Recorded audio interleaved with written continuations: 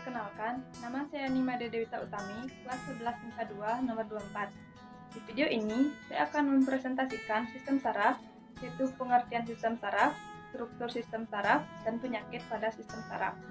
Sistem saraf adalah sistem kompleks yang berperan dan mengatur dan mengordinasikan seluruh aktivitas tubuh. Sistem ini memungkinkan Anda untuk melakukan berbagai kegiatan, seperti berjalan, berbicara, menelan, bernafas, serta semua aktivitas mental, termasuk berpikir, belajar, dan mengingat. Ini juga membantu manusia mengontrol bagaimana tubuh bereaksi dalam keadaan darurat. Sistem saraf pada manusia terdiri dari otak, sumsum tulang belakang, organ-organ sensorik yaitu mata, telinga, dan organ lainnya, dan semua saraf yang menghubungkan organ-organ tersebut dengan seluruh tubuh. Sistem ini bekerja dengan mengambil informasi melalui bagian tubuh atau indera tertentu, memproses informasi tersebut, serta memicu reaksi, seperti membuat otot Anda bergerak, merasakan sakit, atau bernapas.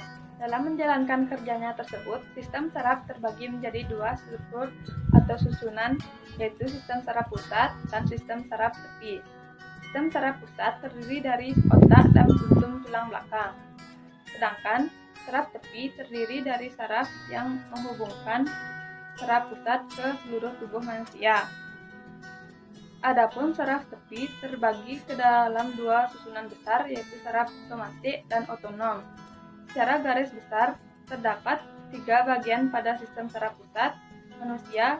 Ketiga bagian tersebut adalah: yang pertama, otak. Otak adalah mesin pengendali utama dari segala fungsi tubuh, seperti yang disebutkan di atas.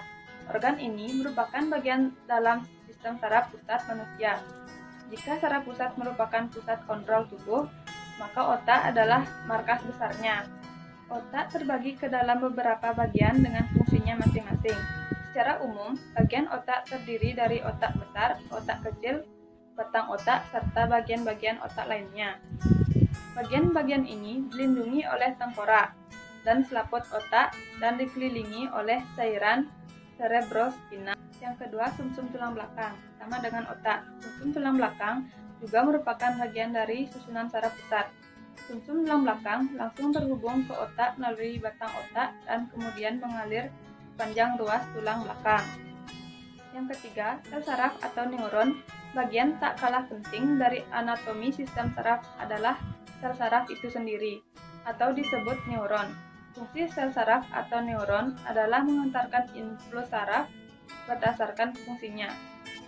Neuron terbagi ke dalam 3 jenis, yaitu neuron sensorik yang membawa pesan ke saraf pusat, neuron motorik yang membawa pesan dari saraf pusat, serta interneuron yang menghantarkan pesan di antara neuron sensorik dan motorik di saraf pusat. Setiap neuron atau sel saraf tersebut terdiri dari 3 bagian atau struktur dasar. Anatomi neuron tersebut yaitu badan sel yang memiliki inti dendrit yang berbentuk seperti cabang dan berfungsi menerima stimulus dan membawa impuls ke badan sel. Akson yaitu bagian dari sel saraf yang membawa impuls keluar dari badan sel. Akson umumnya dikelilingi oleh myelin, yaitu lapisan padat berlemak yang melindungi saraf dan membantu pesan untuk keluar. Pada saraf tepi, myelin ini berproduksi oleh sel Schwann. Sel-sel saraf ini dapat ditemukan di seluruh tubuh dan berkomunikasi satu sama lain untuk menghasilkan respons dan tindakan fisik. Ada beberapa gangguan atau penyakit yang mungkin terjadi hingga mengganggu fungsi vital dari sistem saraf pada manusia, yaitu penyakit Parkinson adalah gangguan yang terjadi ketika sel-sel saraf tidak menghasilkan cukup dopamin, yaitu bahan kimia yang sangat penting untuk kelancaran kontrol otot dan gerakan. Multiple sclerosis adalah penyakit kronis yang memengaruhi saraf pusat. Kondisi ini ditandai dengan adanya kerusakan pada selubung pelindung yang mengelilingi serabut saraf di otak dan sumsum tulang belakang. Sekian video presentasi sistem saraf dari saya. Akhir kata, saya ucapkan terima kasih.